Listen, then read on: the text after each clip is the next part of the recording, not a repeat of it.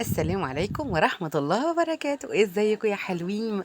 يعني أنا عايزة أقول لكم بصوا الحلويات، يعني محشي بكذا نوع، مع شوية كوارع بشوربة محترمة كده، مع صباعين ممبار يستاهلوا بقكم بجد، حاجات خطيرة. تسلم ايد مامتي، وبجد بجد يعني ربنا يبارك لنا في أمهاتنا جميعا يا رب، ويرحم كل أم متوفية، ويا رب ويبارك في كل بيت بأسرته كلها كاملة يا رب العالمين. معانا وصفة كده لطيفة، يوم كان ظريف ولطيف، عملنا فيه كذا حاجة، تعالوا أشاركها معاكم يعني. عملنا كوارع زي ما احنا شفنا، هي كانت متقطعة عند الجزار ومتنضفة هناك تنظيف العادي، فأنا نضفتها تاني ونقعتها بقى في ليمون، في ملح، في خل، يعني نقعتها وغسلتها غسلة محترمة كده زي ما شفنا، وحطيتها في الشوربة بعد ما غليت. أول ما الشوربة ما بتغلي بشيل منها الحاجات اللي بتطلع اللي فوق دي، يعني حتى نلاحظ ما طلعتش كتير. وبعد كده بروح حاطة عليها لوري ورشة جوز الطيب وجنزبيل وفلفل اسمر. ولو عندنا يعني بهارات كده حلوه، 7 بهارات لحمه بنحطها تمام. بس ما حطيتش بصل. مامتي بتعمل كده على طول. بجد بتبقى شوربه جميله قوي وطعمها جميل قوي، وبتبقى مركزه كمان. انا ما كنتش حاطه ميه كتير للشوربه. دلوقتي الممبار بقى برضو منقوع، بس بينقعه نقعه كويسه كده، مع دقيق وخل وملح، وبجد دعك كتير قوي، واقلبه كده لغاية ما يبقى زي الفل كده زي ما احنا شفناه. وبعد كده بحضر بقى عندي الخلطة بتاعة المحشي جاهزة معايا، احنا عملناها كذا مرة مع بعض قبل كده، فممكن نعمل بالتفاصيل دي بعد كده في اي فيديو تاني بإذن الرحمن لو انتوا عايزينها تاني. بس كده، دي وصفة مامتي وده أكل مامتي، وأكيد كلنا بنحب أكلات أمهاتنا يعني جدا، وبجد يعني مهما كان مش بندوق زيها. ودلوقتي هي بتحضر الخلطة بتاعة الممبار. هي تخديعة محشي عادية خالص، حطت الرز وحطت خلطة الممبار كمان، اللي هي ني عليها، اللي هي الطماطم والبصل والخضرة، قطعتهم وحطيتهم كده فوق التسبيكة بالرز، يعني بتدي طعم حلو قوي قوي. والبهارات بقى تظبطوها يعني زي ما بتحبوها كده، والملح والحاجات دي كلها بتاعتكم. بس حشة الممبار زي ما احنا شفنا كده، مش بتخليه مليان، بتخليه مبطط يعني، مش بيبقى منفوخ يعني، علشان اما يتحط في الشوربه بيتنفخ كده كده اوريدي، وبتسيب الطروف كده فاضيه شويه عشان الرز بيملى لقدام. الميه هتغلي، هروح حاطه على طول الممبار بتاعي. بعد كده احط عليه بصلايه وجنزبيل وشويه فلفل اسود وبس. تمام كده.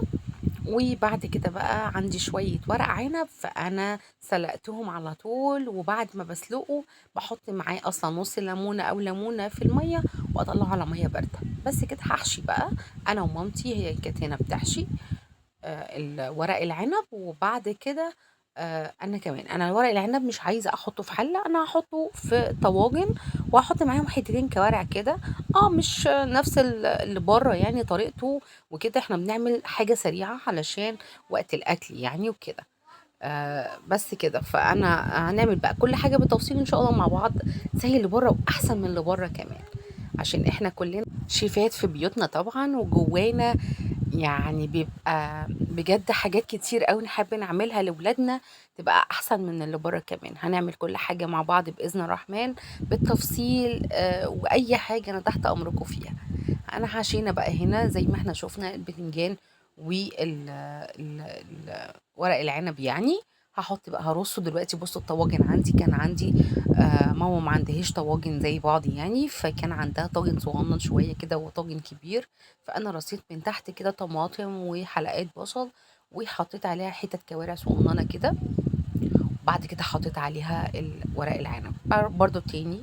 بعمله بنفس الطريقه. البصل ممكن نعمله كده هو بالطماطم، شويه دقه كده بهارات يعني مشكله، وبعد كده ندعكم فيها كده بس ما يتعصروش يعني. وبعد كده نرص الخضار بتاعي ده من تحت الطماطم والبصل. بعد كده بحط عليه الكوارع وبحط عليه ورق العنب. بس كده. دلوقتي بقى هنروح نسوي. حطينا دلوقتي الورق العنب، انا بسويه على طول بالشوربه، يعني ما بخليش الشوربه اللي هي مغرقاه علشان ما يبقاش معجن، يطلع مفلفل معايا. وبحط كمان ساعات في الشوربه صلصه، بحط طماطم بتاعتي التسبيكه، اي حاجه. يعني دي طرق تقليديه وسهله جدا، ممكن نعملها، نعمل بيها الأكل يعني. ساعات مش بنحب اختراعات، بنحب طرق بسيطة وتكون سهلة، بتاعت جداتنا وأمهاتنا، بيبقى فيها طعم وحاجات حلوة كده يعني. بس هنا كنت بشوف ورق العنب كان لسه خلاص دخل، ابتدى يبقبق، والرز يعتبر استوى خلاص يعني، كان فاضل عليه حاجات بسيطة. وهنا كان المحشي بتاعي، انا بحب اطلع اخد الزوايد اللي فوق دي على فكرة. شوية الرز اللي بيطلع بتاع المحشي اللي فوق ده بيبقى خطير. هنا الممبار كان بيتقلي زي ما احنا شايفين كده، بجد كان يجنن، بجد حلو قوي.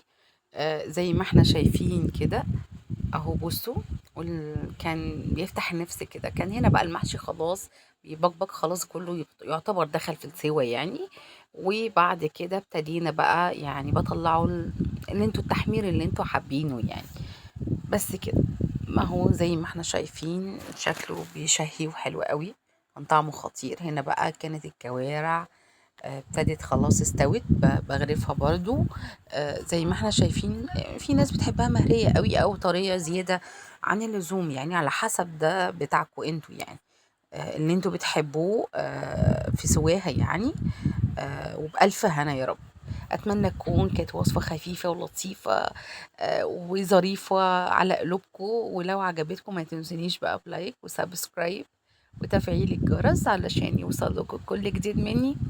دمتم سالمين، والسلام عليكم ورحمة الله وبركاته يا حلوين. بصوا يجنن ازاي، خطيرة، بجد خطيرة.